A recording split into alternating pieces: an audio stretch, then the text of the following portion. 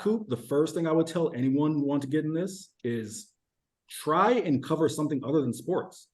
Doesn't have to be full-time, doesn't have to be your passion, but a lot of people ask me, like, oh, do you ever get intimidated asking Steve Sarkisian questions or Rodney Terry questions or, being at these media days and whatever it may be.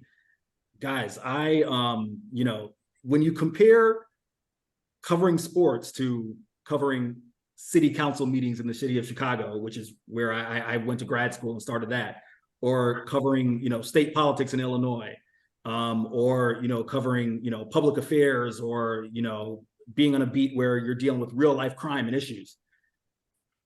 Asking Sark questions ain't that hard, guys, because at the end of the day, it's just football, right? So, Coop, even if it's a semester, the skills you'll learn in covering something other than sports, when you bring it back to it, it'll make you that much better of a journalist. Second thing, man, connections. Make connections. And I don't care what field it is. It's journalism, it's business, it's whatever.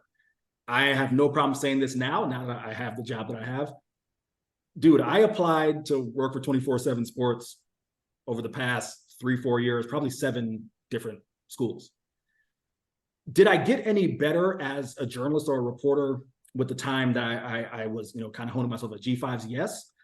But with that being said, what helped me get in the door was, a friend of mine, or a friend of a friend, I should say, Andrew Ivins, for anyone who is a big 247 Sports guy.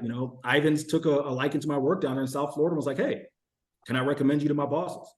So Coop, make connections, internships, wherever you can get your name out there, And the last thing I will say, and I would say this, at least at UT, I haven't seen a lot of this from young journalists, but at other schools that I've been at, just show up, man. Like, anytime there's an opportunity, if it's press conference, if it's an availability, show your face, because that's how people remember you, right?